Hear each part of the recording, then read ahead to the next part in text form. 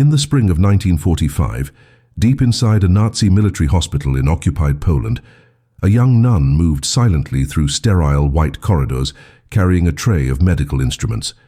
Her name was Sister Maria Stromberger, and beneath her spotless habit and gentle smile, she was committing what the Gestapo would later call one of the most diabolical acts of biological warfare ever attempted against the Third Reich.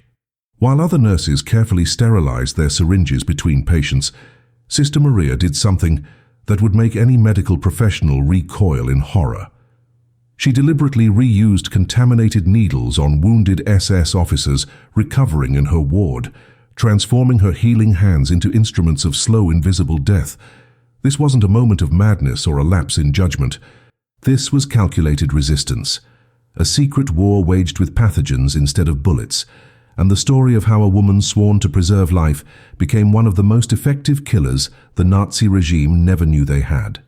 The year was 1943, when Sister Maria first arrived at the hospital adjacent to the Auschwitz concentration camp complex. She had volunteered for this assignment, telling her superiors she felt called to serve where suffering was greatest. What she didn't tell them was that she had already made a sacred vow that had nothing to do with her religious order. She had sworn to resist the Nazi occupation by any means necessary, even if it meant corrupting the very foundations of her medical oath. The hospital where she worked wasn't treating innocent civilians. It was a recovery facility exclusively for high-ranking SS officers, Gestapo agents and Wehrmacht commanders who had been wounded on the Eastern Front or injured during their duties at the nearby death camps. These men were the architects and executors of genocide, and they trusted the nurses who cared for them completely. After all, what threat could possibly come from a devout Catholic sister with gentle hands and a soft voice? Sister Maria understood something profound about power and vulnerability. These officers, feared across occupied Europe, became utterly helpless the moment they were placed in hospital beds. They couldn't see what medications they were given. They couldn't verify the cleanliness of the instruments used on them. They relied entirely on the medical staff to do what medical staff had done for centuries: heal without question, treat without judgment. But Sister Maria had watched trainloads of Jewish families arrive at Auschwitz from her hospital window. She had seen the smoke rising from the crematoria. She had treated SS guards who bragged openly about their kill counts, who laughed about the screams of children. Something inside her had broken and reformed into something harder, something capable of terrible necessity. She began to see her medical training not as a limitation, but as a weapon more subtle and devastating than any bomb or bullet. The method she developed was breathtakingly simple and nearly impossible to detect. After treating patients with infectious diseases, typhus, sepsis, any bacterial infection that could prove fatal, she would carefully preserve those contaminated needles. Then, when administering routine injections to SS officers, she would use those same instruments, deliberately introducing pathogens directly into their bloodstreams.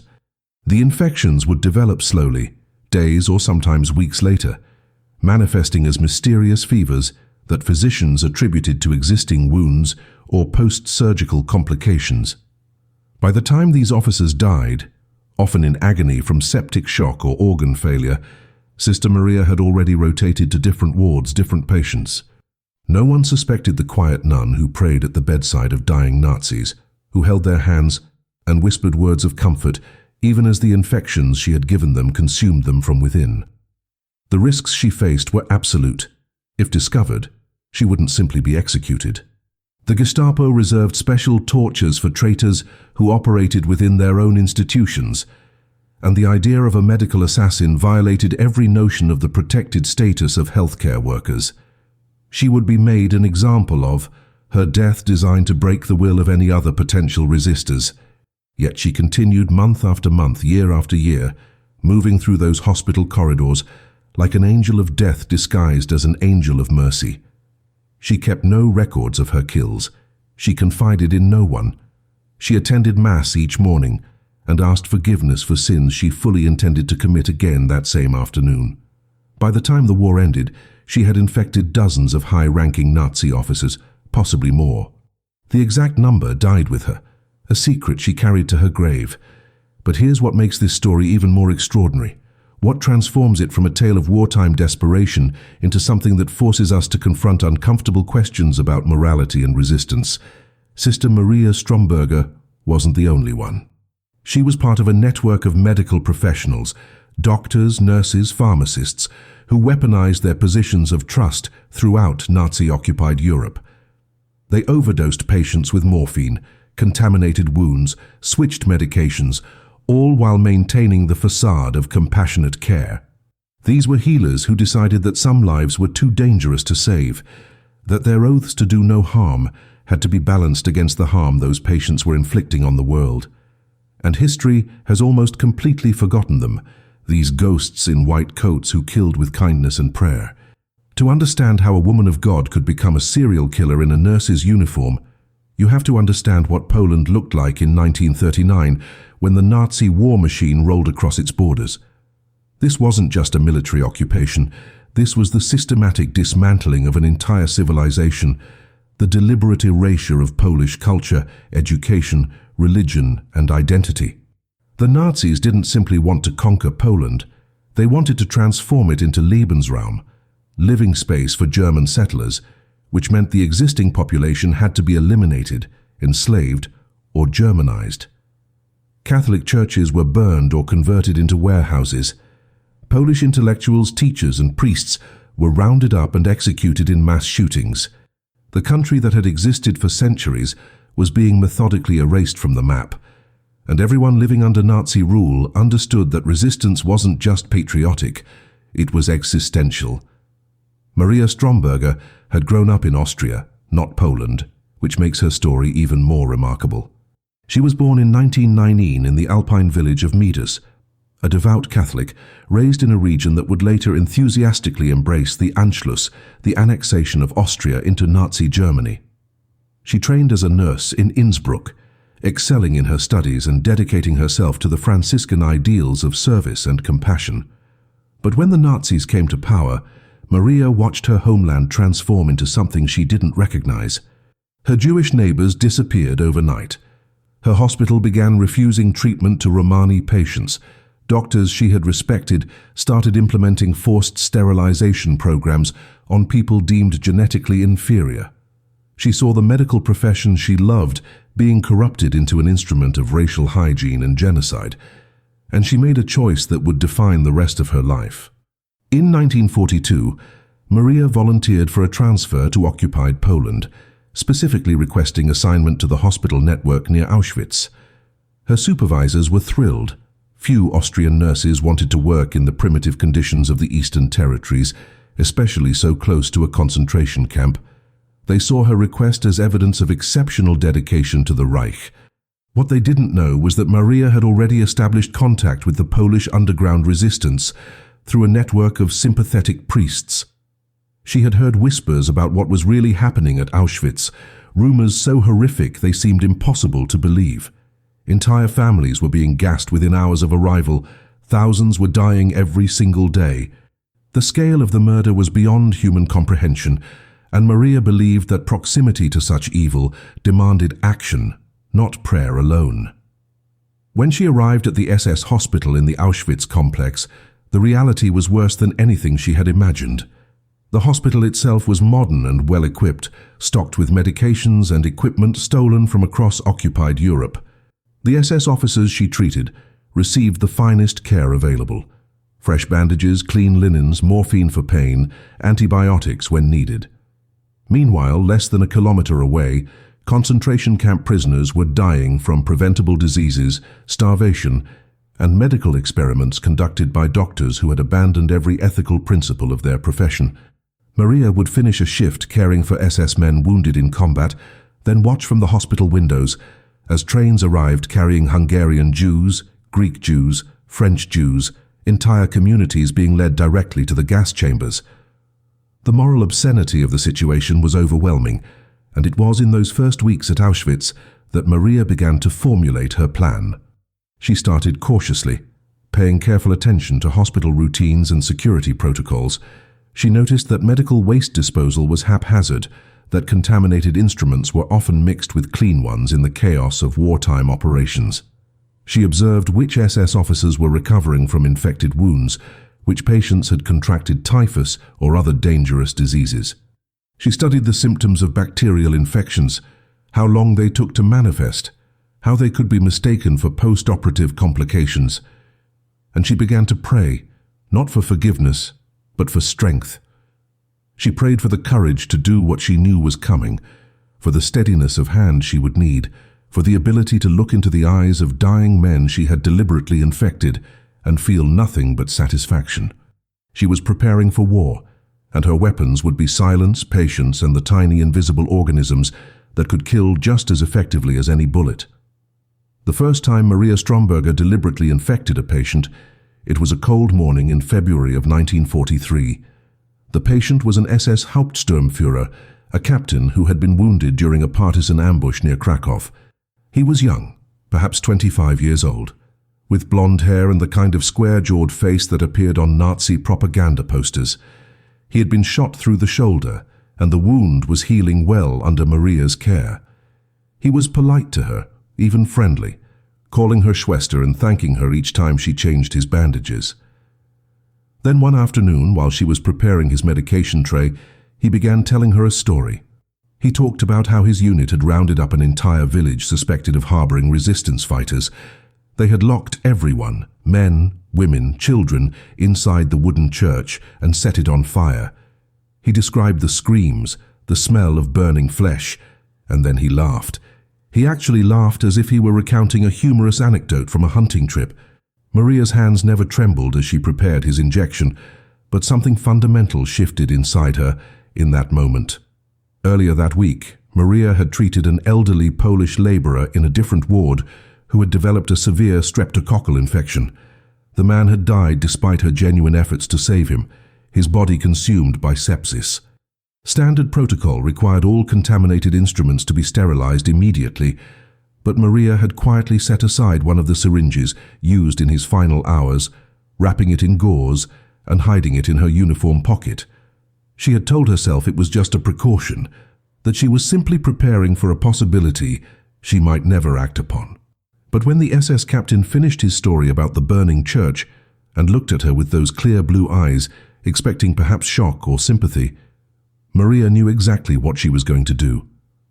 She unwrapped the contaminated syringe, filled it with the captain's prescribed medication, and administered the injection with the same gentle efficiency she always displayed. He never felt anything unusual. He thanked her again, called her an angel of mercy, and settled back into his pillows. The captain developed a fever 4 days later. The doctors attributed it to a minor infection in his healing shoulder wound, nothing unusual for a battlefield injury. They administered sulfur drugs and expected improvement, but the fever climbed higher. Within a week he was delirious, his body racked with convulsions as the sepsis spread through his bloodstream. Maria stayed at his bedside during his final hours, holding his hand, whispering prayers, playing the role of the compassionate nurse to perfection. When he died on the 10th day after her injection, the death certificate listed septic shock secondary to combat wounds. No investigation was launched, no questions were asked. Nazi officers died from infected wounds all the time. It was an accepted risk of wartime medicine, and Maria Stromberger learned something crucial from this first kill. She could do this.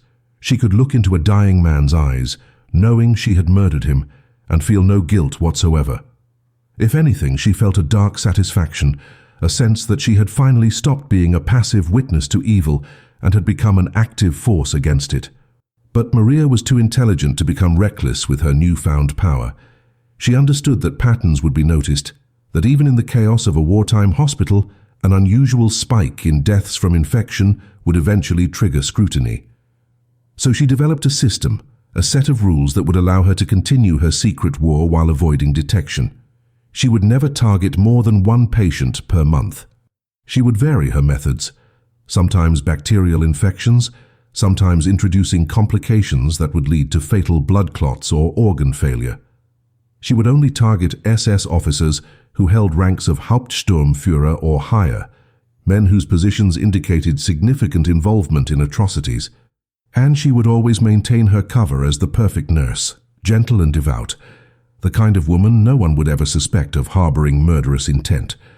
She rotated between different wards, volunteered for night shifts where supervision was minimal, and cultivated relationships with sympathetic Polish staff members who looked the other way when they noticed small irregularities in her procedures. What sustained Maria through this double life wasn't hatred, though she had every reason to hate the men she killed. It was a cold, calculated understanding of mathematics and morality. Each SS officer she eliminated was a man who would never again order executions, never again torture prisoners, never again participate in the machinery of genocide. By her estimation, even if she only killed one officer per month, she was potentially saving dozens or even hundreds of lives.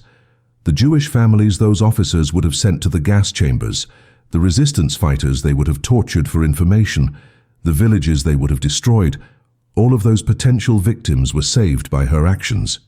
She kept a mental ledger, balancing the souls of the men she killed against the lives she believed she was saving, and the equation always came out in favor of her continued murders. She was damning her own soul, she believed, but she was doing it to save others, and that made it not just acceptable but morally necessary. By the summer of 1943, Maria had refined her technique to an art form that would have impressed the most sophisticated intelligence operative. She had learned to read the hospital like a battlefield map, identifying opportunities and calculating risks with the precision of a chess grandmaster.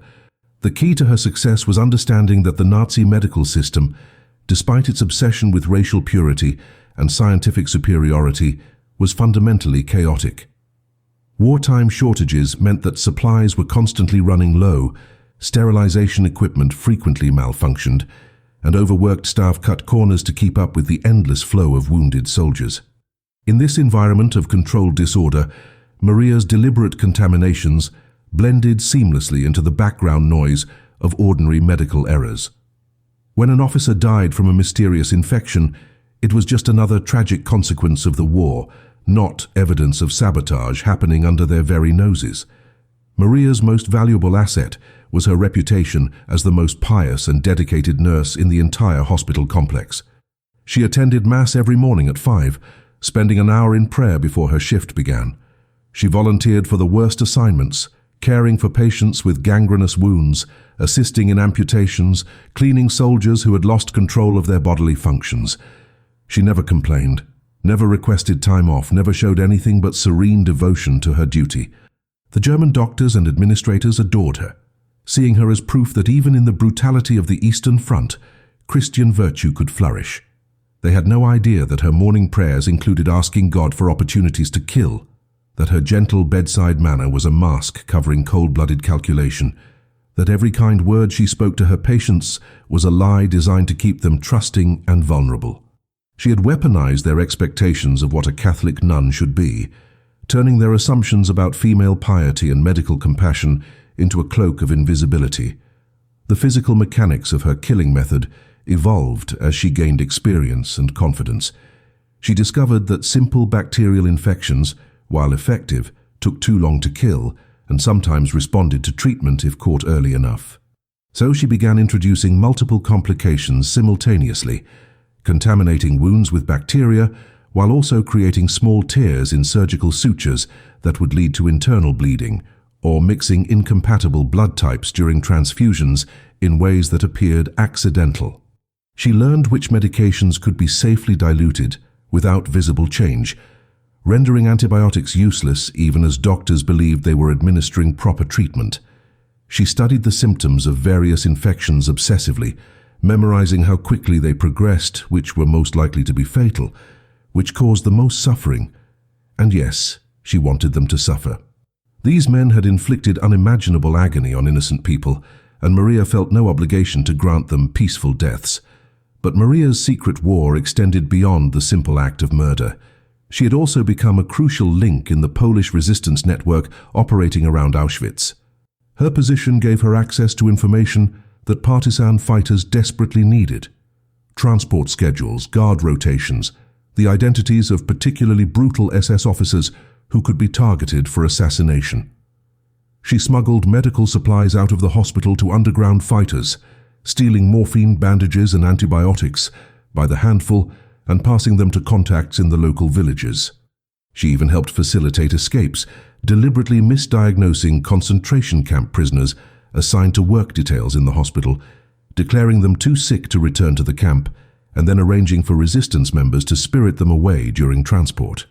Every aspect of her position became a weapon in her personal crusade against the Nazi occupation, and she orchestrated this complex web of sabotage and resistance while maintaining the facade of the simple, devout nurse who just wanted to ease suffering. The psychological toll of living this double life was immense, though Maria revealed it to no one. She existed in a state of permanent hypervigilance, constantly monitoring her surroundings for signs that someone suspected her true activities.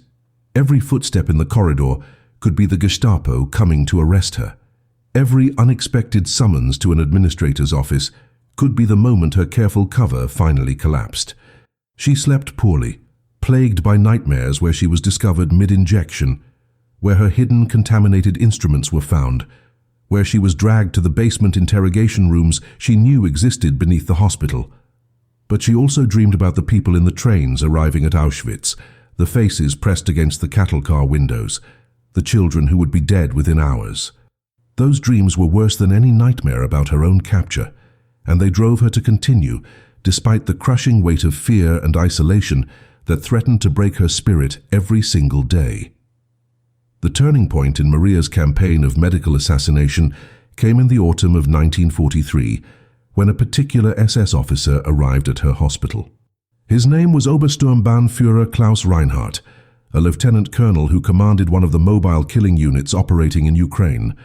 Reinhardt had been wounded by a grenade during a Soviet ambush, suffering severe shrapnel injuries to his legs and abdomen. He would require weeks of recovery, possibly months, and he had specifically requested transfer to the Auschwitz hospital because he had family connections to senior administrators there. What made Reinhardt different from Maria's previous victims was his status. He wasn't just another mid-level officer. He was a man with direct access to Heinrich Himmler himself, a decorated veteran of the Einsatzgruppen death squads responsible for massacring hundreds of thousands of Jews, Roma, and Soviet civilians in mass shooting operations across Eastern Europe. Killing him would be Maria's most significant act yet, but it would also be her most dangerous. Reinhardt was assigned to the Premium Recovery Ward, a section of the hospital reserved for high-ranking officers, where security was tighter and medical oversight was more rigorous. Multiple doctors made rounds daily, and senior nurses supervised all treatments personally. Maria couldn't simply contaminate a syringe and hope no one noticed. She would need to be far more sophisticated. She spent 2 weeks simply observing, learning Reinhardt's routine, identifying the moments when she would have unsupervised access to him. She discovered that he suffered from chronic insomnia and frequently requested sedatives late at night when only junior staff were on duty. She learned that he had developed a trust in her specifically because she reminded him of his own mother, a devout Catholic who had died when he was young. He would talk to her for hours about his childhood in Bavaria, about hiking in the mountains, about his love of classical music. He never once mentioned the mass graves, the burning villages, the systematic murder of entire communities that had earned him his medals and promotions. Maria made her move on a Thursday night in late October. Reinhardt had requested his usual sedative, and Maria prepared it carefully. But this time she added something extra, a significant overdose of barbiturates, combined with a muscle relaxant that would suppress his respiratory system. The dosage was calculated precisely, enough to kill him, but slowly enough that it would appear he had simply stopped breathing in his sleep, a tragic but not unprecedented complication for a patient on pain medication. She administered the injection at 11:30 at night, staying with him as he drifted into unconsciousness, watching his breathing become shallower and shallower. But then, something unexpected happened. Another nurse entered the room for a routine check, noticed Reinhardt's deteriorating condition, and immediately called for a doctor. Within minutes, the room was filled with medical staff working frantically to revive him. They administered stimulants, forced oxygen into his lungs, and somehow, impossibly, they brought him back. The next morning, Maria was called into the head physician's office. Her heart hammered in her chest as she walked down the corridor, certain that her execution was imminent. But when she entered the office, the doctor smiled at her warmly. He wanted to discuss the incident with Reinhardt, he said, because there appeared to have been a medication error. Someone had prepared a sedative with nearly triple the appropriate dosage. It was the kind of mistake that could happen when staff were overworked and exhausted, and he wasn't looking to assign blame. He simply wanted to remind all nurses about the importance of double-checking dosages, especially with controlled substances. Maria expressed appropriate horror at the near tragedy, promised to be more careful, and was dismissed with a gentle pat on the shoulder. She had come within seconds of being exposed as a murderer, and instead, she had been given a warning about workplace safety. The sheer absurdity of it almost made her laugh. But the close call with Reinhardt forced Maria to confront an uncomfortable truth. She was becoming reckless. The psychological strain of her double life was beginning to affect her judgment, making her take unnecessary risks, pushing her to attempt kills that were too ambitious. She realized that if she continued on this path, she would eventually make a mistake that couldn't be explained away as simple overwork. So she made a decision that would define the next phase of her resistance work. She would be more patient, more selective, more careful. She would focus not just on killing individual officers, but on maximizing the strategic impact of each death. And she would expand her network, recruiting other medical staff who shared her commitment to resistance, building a conspiracy of healers turned assassins that could operate across multiple hospitals and continue the work even if she herself was caught or killed. The war against the Nazis wouldn't be won by lone wolves, she realized, but by coordinated networks of resistance fighters willing to use every tool at their disposal, even the trust placed in those who wore the white coat and the cross. Through the winter of 1943 and into the spring of 1944, Maria transformed from a solitary assassin into something far more dangerous, the architect of a medical resistance cell. She had identified 3 other nurses and 1 pharmacist working in the Auschwitz hospital complex who showed subtle signs of anti-Nazi sentiment. There was Helena, a Polish nurse who had lost her entire family in a Gestapo raid. There was Josef, a Czech pharmacist whose brother had been executed for distributing underground newspapers. There was Greta, an Austrian nurse like Maria, who had grown disgusted with what her country had become. And there was Stanislaw, a Polish orderly who had access to medical supply rooms and crematorium records that documented the daily murder count from the gas chambers. Maria approached each of them carefully, testing their commitment through coded conversations, gradually revealing her own activities, and finally recruiting them into a conspiracy that would make their hospital into a death trap for the Nazi elite. The network operated on principles of strict compartmentalization and plausible deniability. Each member had specific roles that minimized their individual risk while maximizing collective impact. Joseph the pharmacist would deliberately mislabel medications, swapping antibiotics for placebos or contaminating drug supplies with bacteria cultures he cultivated in hidden laboratory corners. Helena would accidentally dislodge breathing tubes during overnight shifts, causing oxygen deprivation that led to brain damage or death in critically wounded patients. Greta would administer incorrect blood types during transfusions, creating immune reactions that doctors attributed to wartime blood supply contamination. Stanislaw would intercept medical records, ensuring that evidence of unusual death patterns was lost in bureaucratic chaos before anyone could identify a trend. And Maria coordinated everything, selecting targets based on intelligence from the Polish underground, ensuring that their kills were spaced out and varied enough to avoid pattern detection, and maintaining the iron discipline necessary to keep 5 people engaged in serial murder, without any of them cracking under the psychological pressure. Their most audacious operation came in April of 1944, when they learned that a group of 8 Waffen-SS officers responsible for suppressing the Warsaw Ghetto uprising would be transferred to their hospital for treatment of injuries sustained in combat against Soviet forces.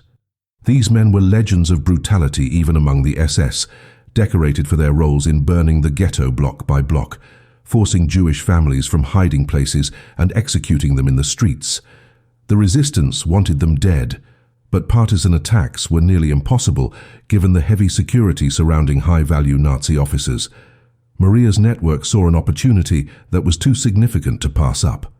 If they could eliminate all 8 officers while they recovered in the hospital, it would be a major propaganda victory for the Polish resistance and a devastating blow to Nazi morale. But killing 8 men in a relatively short time frame without triggering an investigation would require coordination and precision they had never attempted before. They planned the operation like a military strike, spending weeks developing contingencies and backup plans. Joseph prepared a batch of contaminated saline solution that would be used for IV drips, introducing sepsis-causing bacteria directly into the bloodstream of multiple patients simultaneously. Helena identified which ventilator equipment could be subtly sabotaged to cause respiratory failure that would appear mechanical rather than deliberate. Maria herself would handle the most dangerous part, administering lethal medication overdoses to the 2 highest-ranking officers who would receive the most medical scrutiny. They set the operation for a weekend when the senior German doctors would be off duty, leaving supervision to more junior staff who were easier to deceive. Each member of the network understood that if anything went wrong, if even one death appeared suspicious enough to trigger a Gestapo investigation, they would all likely be discovered, tortured, and executed. But they also understood that this was exactly the kind of opportunity that resistance fighters dreamed of, a chance to strike a real blow against the machinery of genocide. The operation began on a Saturday morning when the first of the contaminated IV solutions was administered. By Sunday afternoon, 3 of the 8 officers had developed severe fevers and were deteriorating rapidly, despite aggressive medical intervention. By Monday evening, 2 more had died from what appeared to be respiratory complications. The hospital descended into controlled chaos as doctors struggled to understand why so many patients were dying simultaneously, despite receiving top-tier medical care. A senior SS physician was brought in from Berlin to investigate, and for 72 hours Maria and her network walked a knife's edge between triumph and discovery. They maintained their roles perfectly, concerned, dedicated medical professionals baffled by this tragic cluster of complications. They assisted in the investigation, provided records when requested, and expressed appropriate devastation at each new death. By the time the crisis ended, 6 of the 8 officers were dead, and the investigation concluded that a combination of combat injuries, wartime stress, and possibly contaminated medical supplies from the Eastern Front had created a perfect storm of medical complications.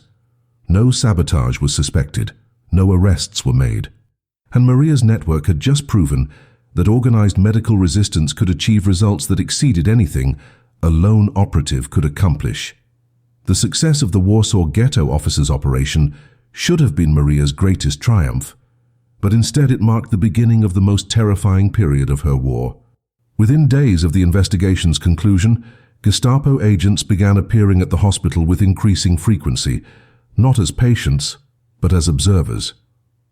They sat in corridors, watched medical procedures through observation windows, and asked staff casual questions about protocols and procedures. The official explanation was that the recent cluster of deaths had raised concerns about supply chain security and potential Soviet sabotage of medical materials. But Maria knew better. Someone, somewhere in the Nazi command structure, had developed suspicions that went beyond contaminated supplies. They didn't have evidence yet, but they were hunting, and the hunters were now inside the hospital itself, watching everyone with the cold calculation of predators who knew their prey was close. Maria made the hardest decision of her resistance career. She ordered her network to cease all operations immediately. No more contaminated medications, no more sabotaged equipment, no more late-night killings disguised as medical complications. The risk had become too great, and if they continued, they would inevitably be caught. Joseph the pharmacist was devastated, arguing that they were finally making a real difference and that stopping now would waste the momentum they had built. But Maria was adamant, and her judgment was vindicated 2 weeks later when the Gestapo arrested a Polish doctor from a different hospital in Krakow who had been doing exactly what Maria's network had been doing, killing Nazi officers through medical sabotage. The doctor was tortured for information about potential accomplices, and even though he knew nothing about Maria's operations, his arrest sent shockwaves through the underground medical resistance community.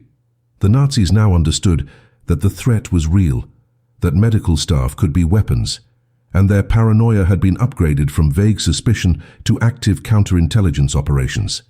The arrested doctor was executed publicly in the Krakow town square, but not before the Gestapo extracted a confession that was distributed throughout the occupied territories as a warning. He had killed 23 German officers, the statement claimed, through deliberate medical malpractice motivated by hatred of the Reich. Every doctor and nurse in occupied Poland was now under suspicion. New protocols were implemented immediately. All medication had to be double-checked by German staff.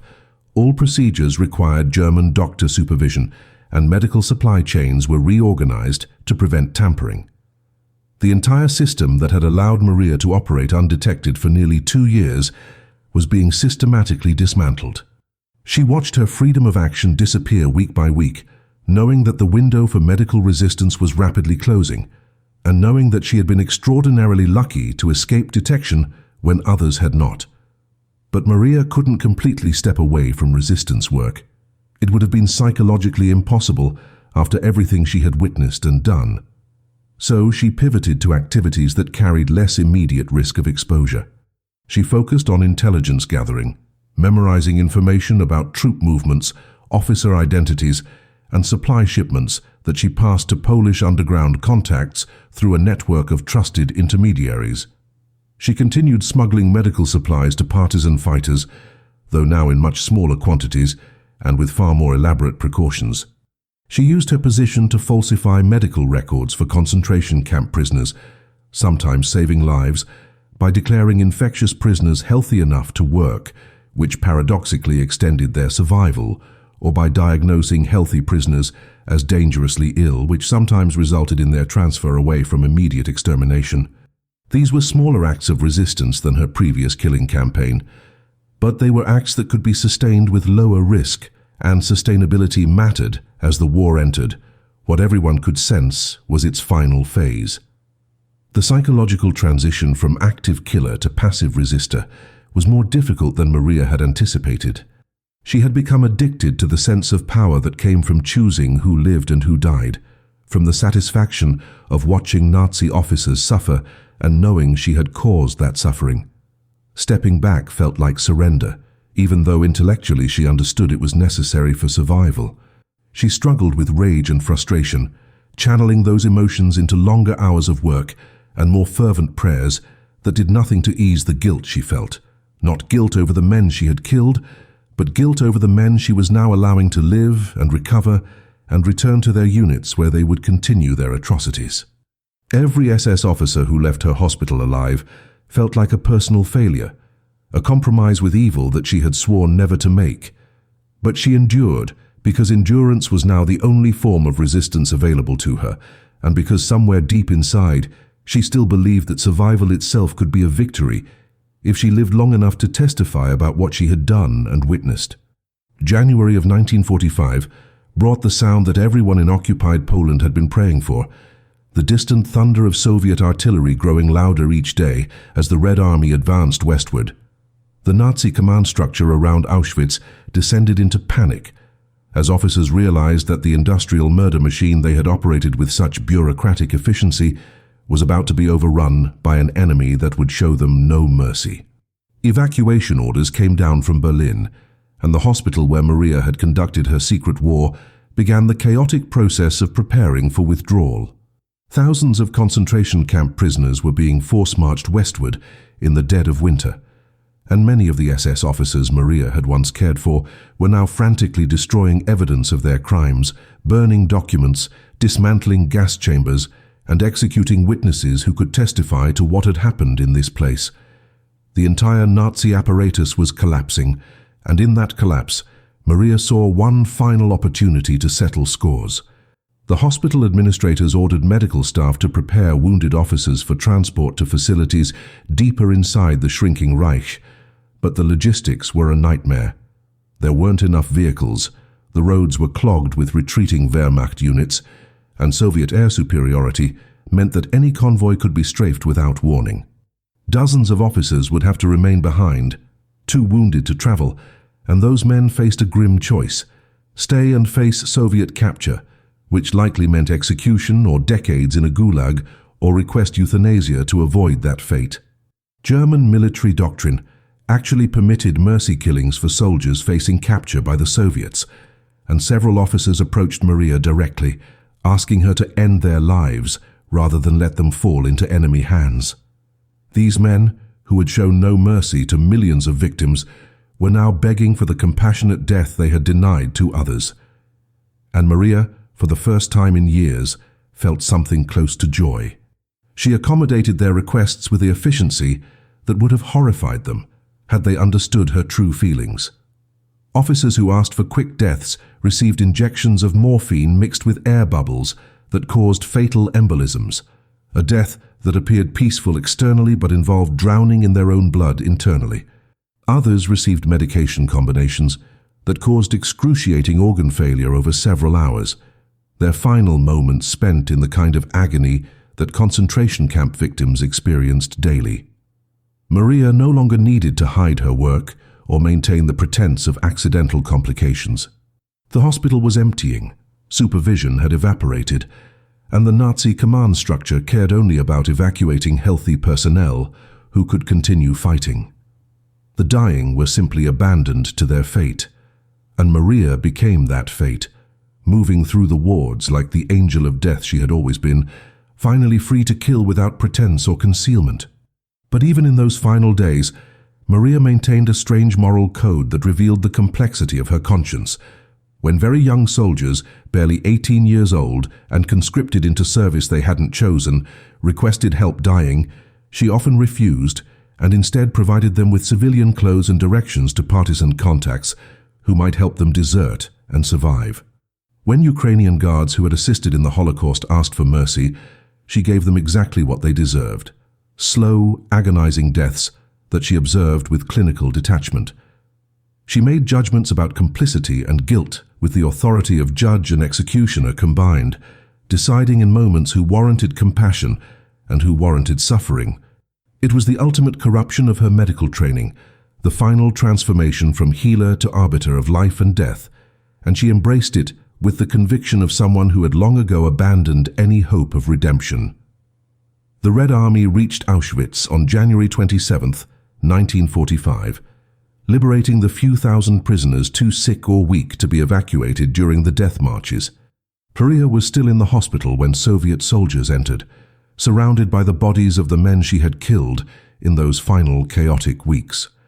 She expected to be arrested, possibly executed as a collaborator given her work in an SS facility, but instead, the Soviet commander who interviewed her was fascinated by her story. When she confessed to killing Nazi officers through medical sabotage, he laughed and called her a hero of the Soviet Union, offering her a position in the Red Army Medical Corps. Maria declined, knowing that liberation by the Soviets simply meant occupation by a different totalitarian regime, and instead she began planning her escape westward toward whatever uncertain future awaited in a Europe that was slowly emerging from the nightmare of total war. But she would carry those final weeks with her forever, the memory of men begging for mercy that she dispensed or denied according to her own judgment, the taste of absolute power over life and death, and the knowledge that she had become exactly the kind of person she had once sworn to fight against. Maria Stromberger disappeared from official records in the spring of 1945, vanishing into the chaos of post-war Europe like thousands of other displaced persons whose lives had been shattered by 6 years of total war. She made her way westward through a landscape of devastation, passing through destroyed cities and refugee camps, always moving, never staying long enough for anyone to ask detailed questions about her wartime activities. The few members of her resistance network who survived the war's final months lost contact with her, and the Polish underground organizations that had once relied on her intelligence simply assumed she had died during the Soviet advance or the chaotic evacuation. For a woman who had killed dozens of Nazi officers and saved countless lives through her sabotage operations, her exit from history was remarkably quiet, almost anticlimactic. She had survived when so many others had not, but survival came with a price, the burden of secrets that could never be fully shared. She eventually settled in a small village in the Austrian Alps, not far from where she had grown up, using false papers that identified her as a war widow whose husband had died on the Eastern Front. She returned to nursing, working in a rural clinic where she treated farmers and their families for mundane ailments, broken bones, infected wounds, childhood illnesses. Her colleagues knew her as a devout Catholic who attended Mass daily and rarely spoke about the war years, which was common enough among Austrians trying to forget their country's enthusiastic participation in the Nazi project. What they didn't know was that she still kept a set of contaminated surgical instruments hidden in her home, wrapped in cloth and stored in a locked box beneath her bed. She never used them again, but she couldn't bring herself to destroy them either. They were evidence of who she had been, what she had done, and she needed that physical proof to remind herself that those years had been real and not some fever dream of violence and resistance. The psychological aftermath of her wartime activities manifested in ways that would today be recognized as severe post-traumatic stress disorder. She suffered from nightmares where she was endlessly administering injections to patients whose faces morphed between Nazi officers and concentration camp victims, unable to tell who deserved death and who deserved saving. She developed obsessive-compulsive behaviors around sterilization and cleanliness, spending hours scrubbing her hands even after routine procedures, as if trying to wash away contamination that existed only in her mind. She struggled with what modern psychology would call moral injury, the deep psychological wound that comes from violating one's own ethical code, even when that violation seemed necessary and justified. She had sworn an oath to do no harm, and she had spent 2 years doing nothing but harm, and reconciling those two realities was a puzzle that defied resolution no matter how many prayers she offered or how many patients she helped in her new life. But Maria also refused to feel shame for what she had done. In the rare moments when she discussed the war with trusted confidants, usually other former resistance members who understood the impossible moral calculus of occupation, she was clear-eyed about her choices. She had killed men who were themselves mass murderers, and she would do it again without hesitation if faced with the same circumstances. The question that haunted her wasn't whether her actions were justified, but whether they had mattered at all in the larger scope of the Holocaust. She had killed perhaps 30 or 40 Nazi officers over 2 years, but millions had died in the camps anyway. The gas chambers had operated regardless of her sabotage. The trains had kept arriving. The crematoria had kept burning. Her resistance had been real and deadly, but had it changed anything fundamental about the outcome of the war or the scale of the genocide? This question tormented her far more than any guilt over individual murders. She lived quietly in that Austrian village for nearly 40 years, dying in 1984 at the age of 75. Her obituary in the local newspaper mentioned her work as a nurse and her devotion to the Catholic Church, but made no reference to her wartime activities. She had never sought recognition or honors for her resistance work, had never contacted Holocaust museums or historians to share her story, had never written a memoir or given testimony at war crimes trials. The secrets of what she had done in that hospital near Auschwitz died with her, or so it seemed. But several years after her death, researchers examining Polish resistance archives discovered coded messages that referenced a medical angel operating in the Auschwitz hospital complex, and through painstaking cross-referencing of Nazi medical records, underground communications, and testimony from other resistance members, they began to piece together the story of Maria Stromberger and the network of medical assassins who had turned healing into warfare. The complete truth about Maria Stromberger's medical resistance network didn't emerge until the late 1990s, when a team of Holocaust researchers at Yad Vashem in Israel began investigating anomalous death patterns among SS officers treated at Nazi hospitals near concentration camps. What they discovered was shocking, even to scholars who had spent decades studying the Holocaust. There had been a coordinated campaign of medical sabotage across multiple facilities in occupied Poland, carried out by nurses, doctors, and pharmacists who weaponized their positions of trust to eliminate high-ranking Nazi personnel. Maria's network at Auschwitz was the most effective, but it wasn't unique. Similar operations had occurred at hospitals near Treblinka, Sobibor, and Majdanek, suggesting that medical resistance was far more widespread than anyone had previously documented. The researchers estimated that these networks collectively killed between 200 and 300 Nazi officers, Gestapo agents, and SS administrators, a statistically significant blow to the operational capacity of the Holocaust's administrative machinery. But what makes Maria's story particularly important isn't just the body count or the audacity of her methods. It's what her story reveals about the moral complexities of resistance under totalitarian occupation. We want our heroes to be simple, to fight evil with obvious weapons and clear consciences. Maria Stromberger forces us to confront a more uncomfortable reality, that effective resistance against industrial genocide sometimes required becoming precisely the kind of person that civilization is designed to prevent. She violated every principle of medical ethics, betrayed the trust of patients, and killed with premeditation and cold calculation. By every definition of peacetime morality, she was a serial killer and a war criminal. Yet by the standards of occupied Poland, where the Nazis were conducting the systematic murder of entire populations, she was a hero who used the only weapons available to her to save lives and punish perpetrators.